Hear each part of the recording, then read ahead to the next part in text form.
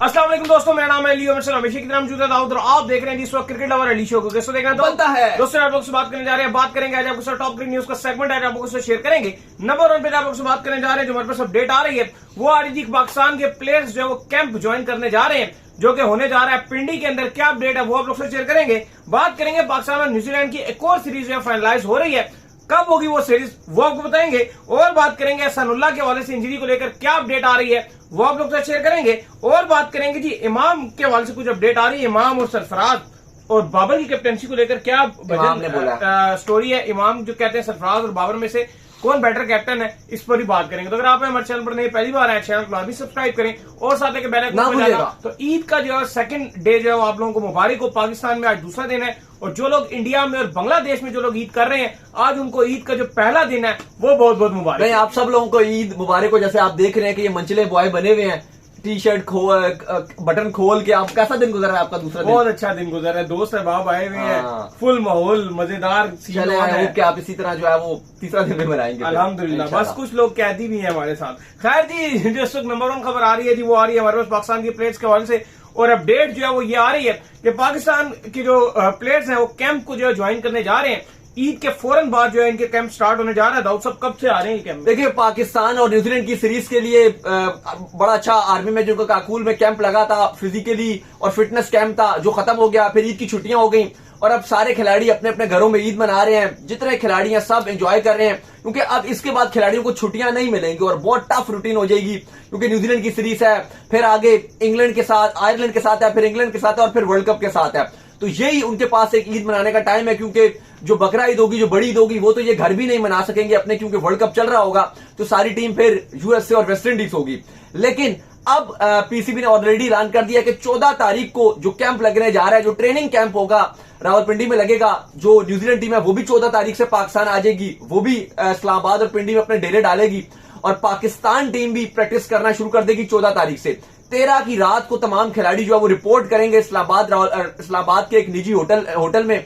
और उसके बाद रावलपिंडी में इनका 14 तारीख से जो ट्रेनिंग कैंप स्टार्ट हो जाएगा। और फिर 3 से 4 दिन के बाद जो आपको पता है 18 तारीख से पाकिस्तान न्यूजीलैंड की सीरीज का बाकायदा आगाज हो जाएगा। तो अभी खूब खिलाड़ी जो वो अपनी ईद मना रहे हैं घर वालों के साथ। चाहे बाबर आजम की बात करें, अपनी फैमिली के साथ तस्वीर लगाई, रिजवान की बात करें, शाहीन शाह अफरीदी की बात करें, वो अपनी शादी के बाद अपनी वाइफ के साथ पहली ईद मना रहे हैं।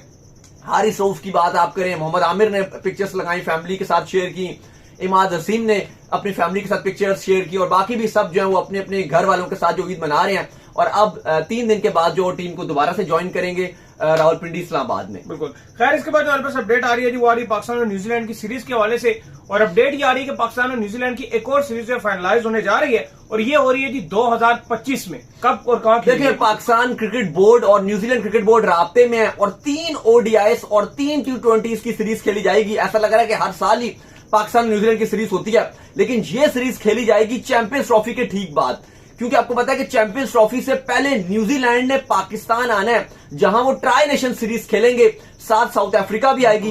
पाकिस्तान, साउथ अफ्रीका होगी और न्यूजीलैंड। जाहिर है चैंपियंस ट्रॉफी की क्योंकि तैयारी है, चैंपियंस ट्रॉफी की तैयारी भी है। तो पाकिस्तान, न्यूजीलैंड और साउथ अफ्रीका, ये पाकिस्तान आएंगे और ठीक चैंपियंस ट्रॉफी से पहले पाकिस्तान में ये ट्राई नेशन सीरीज खेलेंगे। और ये पाकिस्तान में सन 2004 के बाद पहली ट्राई नेशन सीरीज हो रही है। 20 साल के बाद आप कह लो कि पहली ये सीरीज होगी।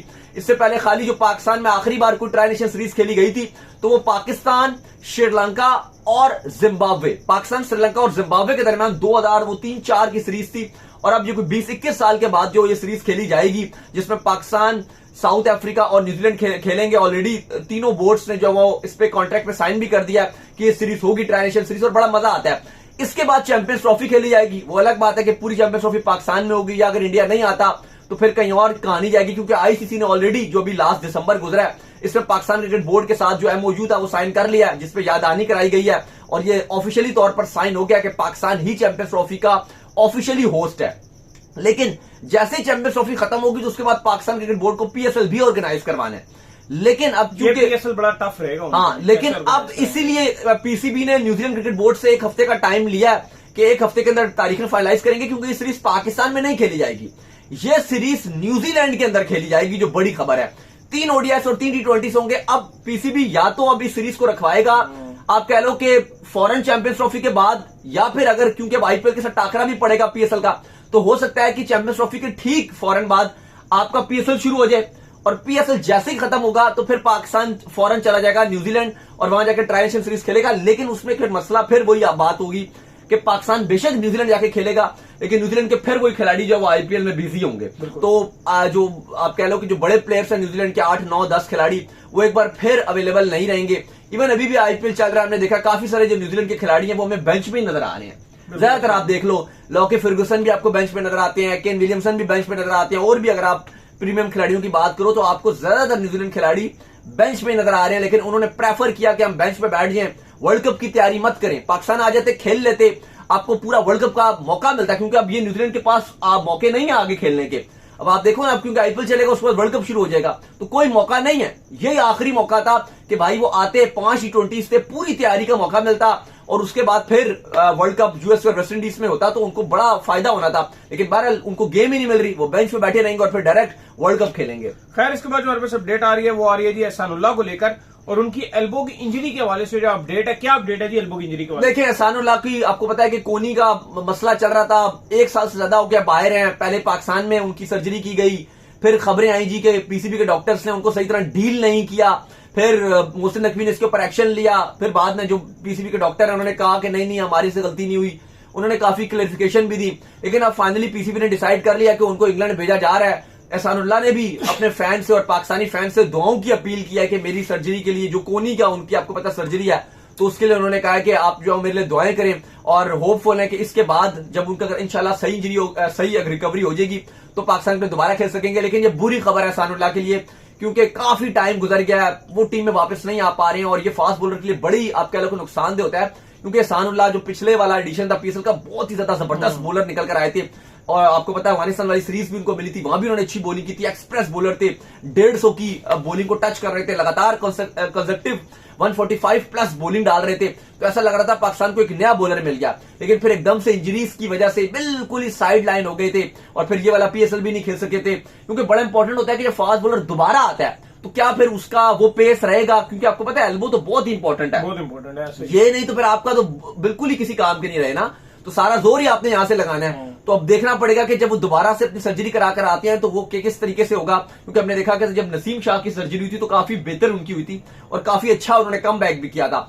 तो अल्लाह करे इनकी भी जब सर्जरी हो जाए तो ये जल्दी से रिकवर करें और पाकिस्तान में दोबारा आए, क्योंकि पाकिस्तान क्रिकेट को इस टाइम एहसानुल्लाह और बाकी फास्ट बॉलर्स की जरूरत है। क्योंकि ठीक है, अभी तो वर्ल्ड कप में आपके पास मोहम्मद आमिर भी आ गए हैं, नसीम शाह भी हैं, शाहीन शाह अफरीदी भी हैं, हारिस रऊफ भी रिहैब पे लगे हुए हैं। उनको चलो देखते हैं कि उनकी जगह बनती है या नहीं बनती, लेकिन अभी फिर भी ठीक है। लेकिन आपको लॉन्गर टाइम के लिए, आगे आने वाली चैंपियंस ट्रॉफी के लिए आपको इस तरह के बॉलर्स की जरूरत होगी। बिल्कुल। इसके बाद हमारे पास अपडेट आ रही है जी, वो आ रही है सरफराज के हवाले से और बाबर के हवाले से। इमाम का क्या कहना है जी सरफराज और बाबर की कप्तानी को लेकर? देखिए, आपको पता है आजकल ईद के शोज चल रहे हैं, सारे खिलाड़ी किसी न किसी टीवी पर बैठे हुए हैं। सरफराज अहमद भी आज आए हुए थे, जियो के साथ बैठे हुए थे। रिकॉर्डिंग से पहले ही हो जाती है ईद से, आप कह लें रमजान में ही हो रही होती है, लेकिन 6-7 दिन पहले हो जाती है। काफी सारे उन्होंने भी, उनसे भी सरफराज से भी बड़े सवाल किए गए। लेकिन आपके जो इमाम है इनसे पूछा गया कि कौन सा बेहतर कप्तान आपको लगता है, इमाम आपको ये सरफराज या फिर बाबर? तो उन्होंने कहा जी कि जो दोनों ही हैं, सरफराज भी हो गए, वो भी बड़ा कंस्ट्रक्टिव चांसेस देते हैं। अगर आप बाबर की बात करें, उन्होंने भी प्लेयर्स को बहुत सपोर्ट किया, लेकिन वो कहते हैं कि फर्क यह कि जो सरफराज थे उनके पीछे बैक बहुत थी, उनको मिकी ऑर्थर और जो इंजमामुल हक थे वो बहुत ज्यादा उनको सपोर्ट करते थे, टैक्टिक्स वाइज बड़ा सपोर्ट करते थे, टीम बनाने में बड़ा सपोर्ट करते थे। लेकिन वो कहते हैं कि जो बाबर आजम है, वो कहते हैं उनको सब कुछ अकेले ही करना पड़ता है। उन्होंने कहा कि सरफराज के अंदर जो अच्छी बात है T20s में अगर आप बात करें तो टैक्टिक्स वाइज वो बड़े स्ट्रांग हैं, वो स्ट्रीट क्रिकेट की तरह स्मार्ट हैं। जैसे स्ट्रीट क्रिकेट में आपको पता है बड़े अच्छे डिसीजन लेने पड़ते हैं, वो कहते हैं इस तरह के ही डिसीजन लेते हैं। सरफराज का एक ये भी है इस तरह कि सरफराज ने अंडर 19 में भी बड़ी अच्छी कप्तानी की थी, वहां से वो कप्तानी में अपनी एक कप भी जितवाया था, तो कप्तानी के स्किल्स उनके वहां से बड़े बेटर होकर वो उनका स्टाइल भी कप्तानी का ऐसे ही है। इवन कुछ लोगों ने काफी क्रिटिसाइज भी किया था, वकास यूनुस ने बड़ा क्रिटिसाइज किया सरफराज को, जी ये बहुत ज्यादा जी गली मोहल्ले टाइप की क्रिकेट कप्तानी करते हैं। बड़ी जो आप कह रहे हैं वो भी बड़ी जो है वो सरफराज से ये इंटरनेशनल टीम है, हाँ ये नहीं है। लेकिन बात वही है कि आप अगर चीजें छोटी ही जैसे आप करते जाते हैं, छोटी छोटी चीजें ही बड़ी बड़ी चीजों को मैटर करती हैं। तो वो, लेकिन अगर आप देखो स्मार्ट डिसीजन लेते हैं। आज आप देखो पाकिस्तान के जितने भी खिलाड़ी हैं, चाहे बाबर आजम हो गए, वो हमेशा जब भी आते हैं तो वो कहते हैं जी सरफराज ने मेरा कैरियर बनाया, सरफराज को हमेशा क्रेडिट देते हैं। बाबर आजम, इमाद वसीम, वो कहते हैं जी बेस्ट कप्तान मैं जिसके अंडर खेला हूं वो इन्हीं का नाम लेते हैं, सरफराज का, शादाब खान वो इनका नाम लेते हैं। जितने भी अगर आप आमिर, इमाद, बाबर आजम, सबको उठा फखर जमान, बाकी भी जितने भी आप खिलाड़ियों के नाम ले लें, सब के सब इनका नाम ही लेते हैं कि भाई ये सबसे अच्छे कप्तान है। इन्होंने इनके अंदर बहुत ही टैक्टिक्स वाइज बहुत अच्छे डिसीजन लेते थे। सरफराज से भी पूछा गया कि भाई आप क्या पॉलिटिक्स में आ रहे हो, कहते हैं जी नहीं फिलहाल तो मेरा इरादा नहीं है, आना होगा तो मैं आ जाऊंगा लेकिन फिलहाल मेरा इरादा नहीं है। लेकिन एक जो बड़ी उन्होंने इंपॉर्टेंट बात की, उससे सवाल किया गया कि अभी इस टाइम रिजवान बेहतर विकेट कीपर है या आप ज्यादा बेहतर विकेट कीपर है कि विकेट कीपर बैट्समैन, तो उन्होंने कहा कि मोहम्मद रिजवान। तो उनसे पूछा गया कि क्या वजह है, तो उन्होंने कि आपने जो है वो मेहनत करना छोड़ दिया या रिजवान ने जो है बहुत हार्ड वर्किंग की हुई है। वो कहते हैं क्योंकि जब आप इंटरनेशनल क्रिकेट खेल रहे होते हो, जब मैं भी खेल रहा होता था तो ठीक था, मुझे भी मौका मिल रहा था तो मैं भी अच्छा कर रहा था, लेकिन चूंकि रिजवान अब लगातार खेल रहे हैं तो जो कॉन्फिडेंस रिजवान के पास आ रहा है वो उनको लगातार खेल खेल के आए जा रहा है और वो मजीद उनके अंदर जो बेहतरी आ रही है, बिल्कुल निखार पैदा हो रहा है। तो उन्होंने कहा जो करंटली है वो रिजवान मुझसे बेहतर है और इसलिए वो पाकिस्तान टीम में खेल रहे हैं। तो उम्मीद करते हैं आज हमारे शो का वीडियो को लाइक कीजिए, हमारे चैनल सब्सक्राइब कीजिए, साथ ही बेल आइकन पर जाइए और एक और काम कर लीजिए और वो ये कर लीजिए कि आप जो इंस्टाग्राम के ऊपर जाइए इनको फॉलो कीजिए। इंस्टाग्राम में मुझे फॉलो कर लीजिए, वहां पे मैं मौजूद हूं, दाऊद क्रिकेट के नाम से। अगर आपको सवाल है तो भेजिएगा और उनको भी फॉलो कीजिए। मैं क्रिकेट लवर ऑफिशियल के नाम से लिंक डिस्क्रिप्शन में मौजूद है, जाइए फॉलो कीजिए। नेक्स्ट वीडियो अल्लाह हाफिज, बाय बाय।